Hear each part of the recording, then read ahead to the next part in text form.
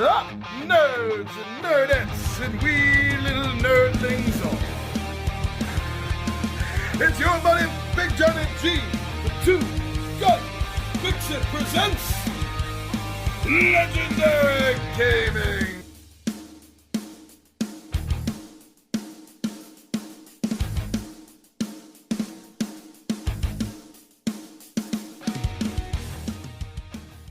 Well, we are here together again today in this terrifically titillating Tuesday, my friends. Now, a few weeks back, I thought I'd have a little fun putting together a video examining one of the Marvel Champions, the living card game's villains, and that was Rhino. And not only did I have fun doing that, but it seems like it was a fairly well-received video. So, why not continue with part 2? So that's what we're going to be doing here today. Is we're going to be looking at the suggested second villain for heroes to tackle when they play the game, and that is the arch enemy of Black Panther, Claw. So why don't you join me down the table, and I'll tell you about the character, his cards, what to look out for, what you need to deal with if you're gonna beat this. All right, I'll see you down the table.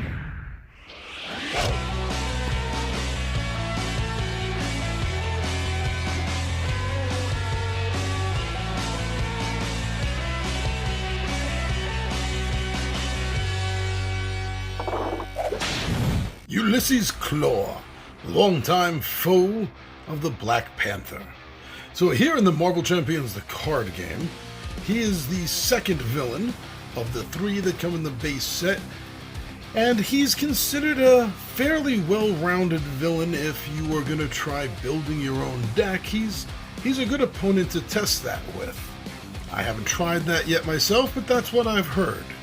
Now, starting with Claw 1, and remember, if you're not playing the Expert mode, you'll be dealing with Claw 1 and then Claw 2. Well, in the Expert mode, you'll be dealing with Claw 2 and then Claw 3.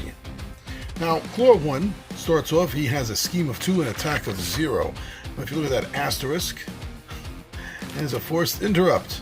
Yes, when Claw attacks, you're going to have to remember to add one additional boost icon for this activation. Now, the first time I played through on this, I got that correct, but this past Saturday, actually I played the game on Sunday. Yes, the other day when I played this, I messed up that rule, and I was drawing an additional card and checking the boost icon for that, and I was incorrect. I should have been just drawing the one encounter card to check for boost icon, and I should have added 1 to that, which means he's doing a minimum of 1 damage. Is what that comes down to. But, you know, if the boost icon was 3, then he'd be doing 4 damage. So you got to be careful with that, because you're always going to potentially be taking some damage from it, and it could really deal a lot, and that's a bit out of your control. Now, when he flips to Claw 2, or if you're playing the Expert mode, and this is where you're starting, not only is that force interrupt for damage there, but you'll notice that his damage, his base damage, his attack, is now 1. So the minimum damage he's going to be doing is 1 plus this 1 if the icon drawer is 0.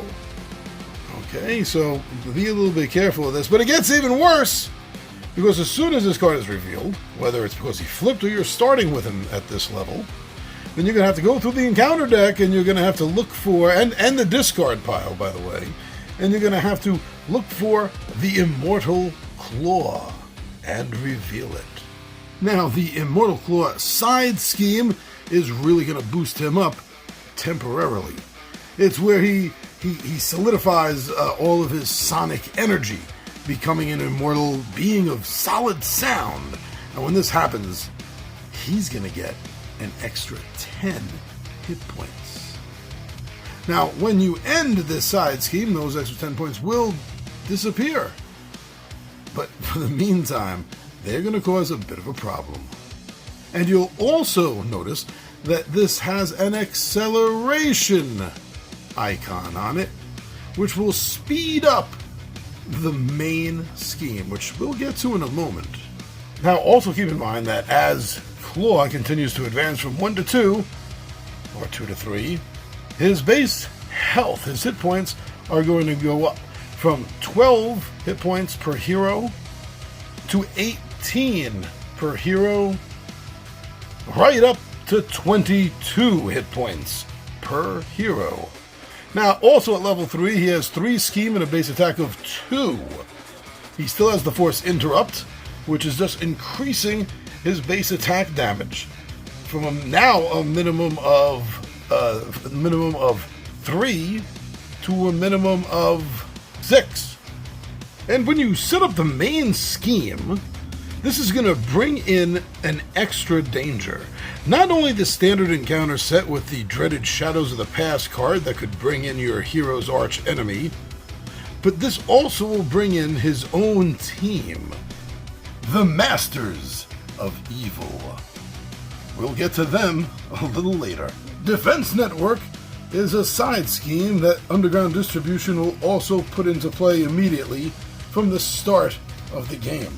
Then finishing up the setup for Underground Distribution, the main scheme, you flip it over to the 1B side, my friends, you're going to see that you're going to have to go through the encounter deck card by card from the top and discard each card until you find a minion, which you're going to put into play engaged with the first player. There are 2 possible minions from Claw's personal deck that could rear their ugly heads at this point: Armored Guard and Weapons Runner. Now, although Armored Guard has no scheme, it does have 1 attack. But what really makes Guard difficult is the fact that not only does he start play with toughness, as you see at the bottom of the description box, but up at the top of the description box, he has the Guard ability. So as long as he, or any minion that has the Guard ability, is in play, no direct attack can be made against the villain. All attacks must be made towards those who are guarding him. Weapons Runner, on the other hand, has 1 in both scheme and attack, and when this card is revealed, it's going to surge a second card. So if this is the first card, if this is what you draw from setup, it's going to bring out a second card automatically. Now, thanks to the encounter deck, Masters of Evil, which is suggested for Claw's setup deck, you're going to have other potential problems as minions that may come out from the initial draw at setup or at any time to hassle you. Radioactive Man, with a whopping 7 health for a minion, comes in with 1 scheme and 1 attack. However, his attack does have a Force Interrupt that after he deals damage, the hero he just damaged has to randomly discard a card from their hand. Ouch! Whirlwind, with an almost as impressive 6 health, comes in with 1 scheme and 2 attack. However, his attack is quite devastating potentially, as when he attacks your hero, there's also going to be a resolve of his attack against every other hero. Oh, man. Tiger Shark, with another hot 6 health points, hit points here, has a 1 scheme, and he has a big 3 attack. And the Force Interrupt on his attack is that after he attacks you, and it doesn't even say successfully attacks you or you take damage. No, when he attacks you, he gains a tough status card. And the tough status card means that the next round of damage he takes, no matter how much or how little, from the next attack, not all the attacks combined, the next attack he will be able to absorb it. He'll then lose the status card.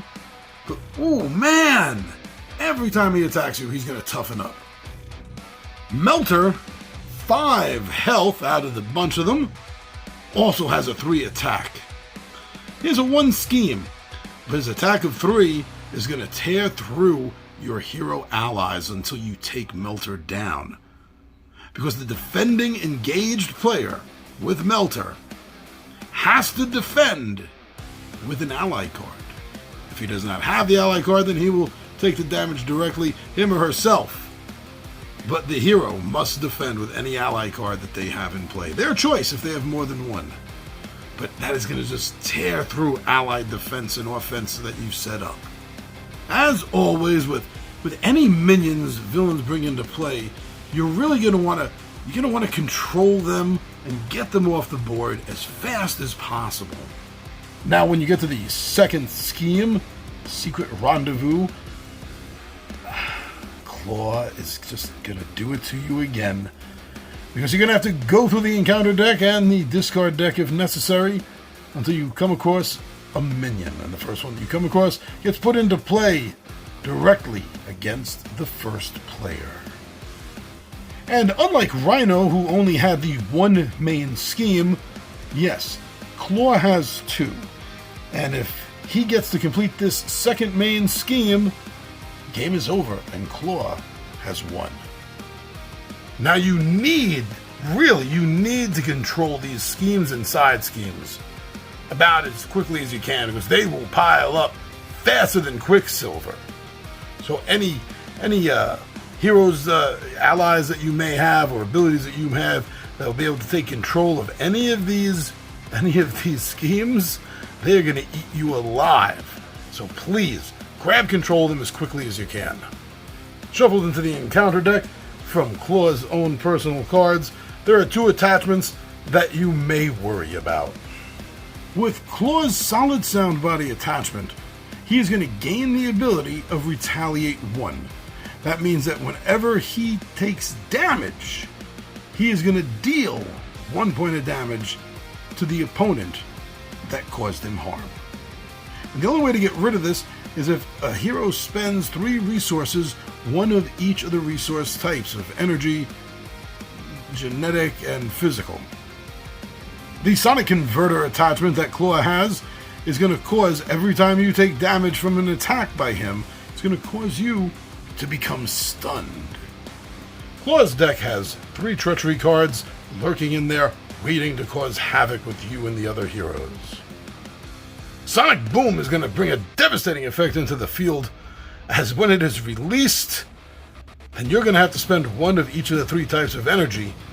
Otherwise, each and every character that you control will become exhausted. Claw's Vengeance is going to really mess up your hand, because quite literally you will have to discard a card from your hand randomly because of the effects of Claw's Vengeance. Sonic Manipulation is going to heal Claw if the hero that this card is against is in their alter ego form. It will heal Claw of 4 damage, and if Claw has not taken any damage, then it will gain Surge, and another encounter card will be drawn and dealt with.